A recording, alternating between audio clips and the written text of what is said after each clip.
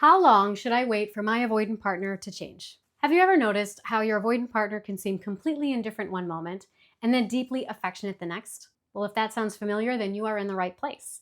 Because in today's video, we're talking about what avoidant attachment really means and how to determine if you should wait around for the commitment that you want or if it's time to walk away. Now, my name is Brianna McWilliam, and I've worked with over 6,000 clients and students across 2 decades. And I have discovered something pretty shocking. A lot of avoidant Rolling Stone partners do want connection, but the way that they go about protecting themselves often pushes that very connection away.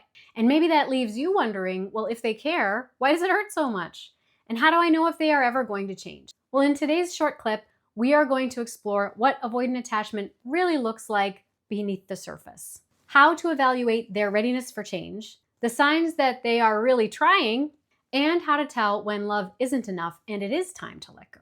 And that's going to allow you to open up to soul-level partnerships without abandoning yourself in the process. So let's dive into it. So first, we should really talk about avoidant attachment as rooted in emotional overwhelm and a fear of vulnerability. When things get too intimate or emotionally charged, avoidant partners tend to withdraw.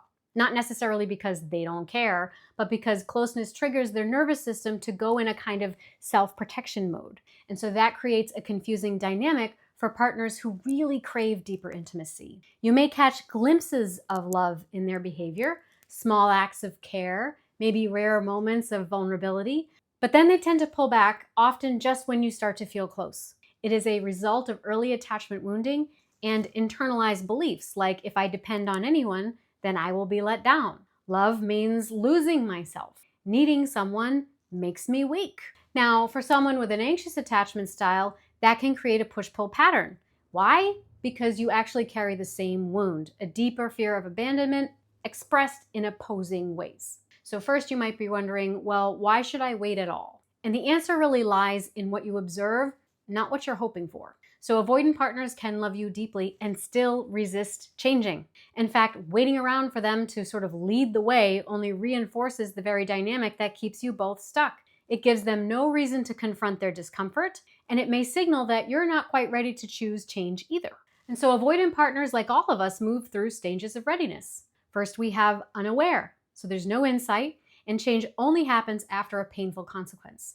Then there is aware but unwilling, so they know what's going on, but they're not willing to take any action on it.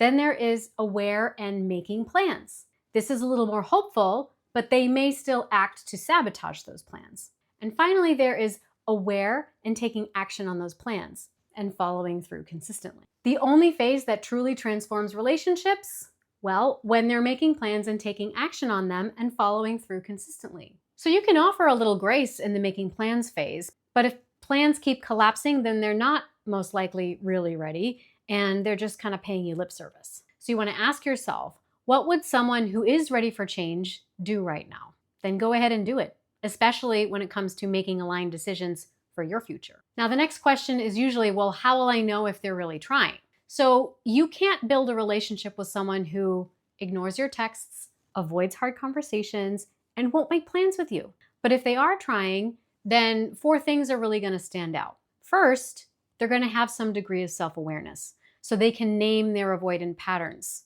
Maybe they say something like, you know what, I know I shut down when things get emotional, and I promise I'm working on that. And then observe them to be working on that. Secondly, they got to be open to feedback and not lash out at you or shut down when you express a need. So they might say something like, you know what, that's really hard for me to hear, but thank you for telling me. I need to reflect on this before I respond. Thirdly, they are embracing their own personal growth. So they're taking real steps. Maybe that's therapy, workshops, journaling, or mindfulness. And so they may admit, you know, I'm far from perfect, but I'm really learning how to stay present. And finally, consistency, follow through. They communicate. Even if it's tough, they say things like, I need space, but I'm going to call you Thursday at 7 p.m. because that's what real effort looks like. It may not be perfect, but it is somewhat measurable. Well, what if they're trying, but it's still not enough? Sometimes the love is real, but the relationship is still incompatible. And so compatibility is not about feelings. It's about aligned values, timelines, and that willingness to grow. So here are a few signs of incompatibility even when love is present. So you want emotional closeness when they want distance. You want long-term plans, but they avoid talking about the future. You're building a life around emotional openness, and they prioritize independence and avoiding emotional depth. When conflict arises, you seek connection, they shut down or leave. When you notice these patterns persisting, despite honest effort, it may just be time to accept that love is not enough to keep this relationship going, which of course means letting it go. And in this case, it's not a failure. Maybe that's actually an act of unconditional love because you are accepting without argument that you are not on the same path, and that's okay. And you don't have to withdraw your love because of it, but you do have to let them go. So let me know in the comments, do you resonate with any of this? Have you encountered any of these dynamics in your partnerships? I'd love to know.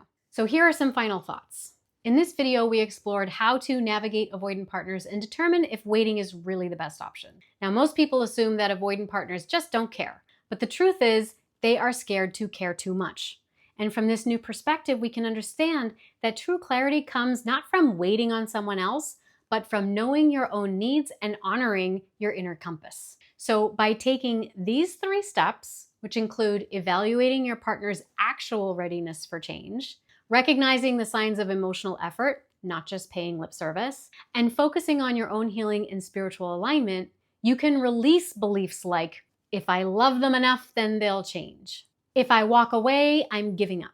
And replace it with, I am worthy of emotional availability. And letting go can be an act of love too. And so this opens you up to more aligned, healthy love that is much more compatible with you without chasing, fixing, or abandoning yourself.